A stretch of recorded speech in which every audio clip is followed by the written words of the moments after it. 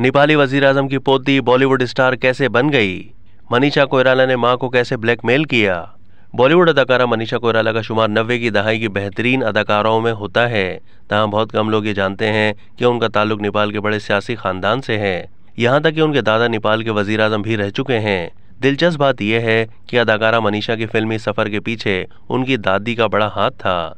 मनीषा कोइराला नेपाल के दारुल हुकूमत काठमांडू में पैदा हुई थी। मनीषा के दादा विश्वेश्वर प्रसाद कोइराला नेपाल के वजीर आजम रह चुके हैं। अदाकारा के वालिद प्रकाश कोइराला भी सियासतदान हैं और बतौर वजीर भी खिदमत सर अंजाम दे चुके हैं। एक इंटरव्यू के दौरान मनीषा से पूछा गया कि आपका पूरा खानदान सियासत से वाबस्ता है, तो आप कैसे फिल्मों में आ गईं?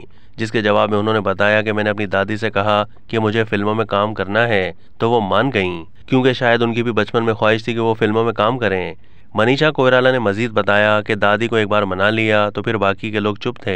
मनीषा आला तालीम के लिए दिल्ली आई थी, जिसके बाद उन्होंने बॉलीवुड में कदम रखा। बॉलीवुड में एंट्री से मुतालिक सवाल पर उन्होंने बताया कि दरअसल मैंने मां को इमोशनल ब्लैकमेल किया था कि सालगिरह के तोहफे के तौर पर आप मुझे मुंबई लेकर चलें, जहां मेरी वालदा की एक दोस्त थी। उनसे मैंने बात कर ली थी कि वहां मेरी अच्छे डायरेक्टर से मुलाकात करवा दें।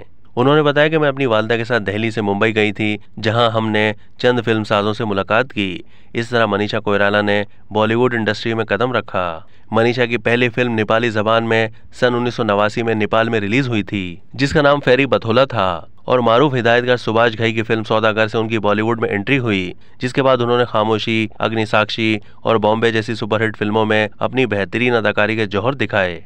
90 के अशरे में मनीषा कोइराला बॉलीवुड की कामयाब तरीन अदाकारा थी, जिन्होंने कई बेहतरीन फिल्में की, जिनमें मन, अकेले हम अकेले तुम, दिल से, कच्चे धागे, लज्जा और कंपनी जैसी फिल्में शामिल हैं।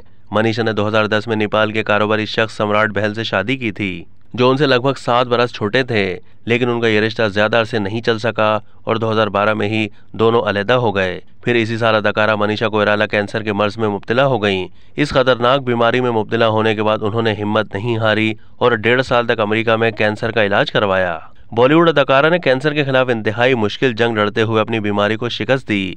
भारतीय मीडिया के मुताबिक एक दहाई तक नशे की लत का शिकार रहने के बाइस ही अदाकारा मनीषा कोइराला कैंसर में मुब्तला हो गई थी।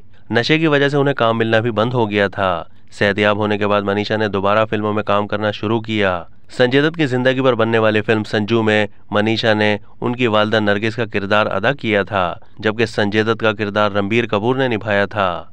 अब तक के लिए इतना ही। मजीद मालूमात के लिए डेली जंग के यूट्यूब चैनल को सब्सक्राइब कीजिए।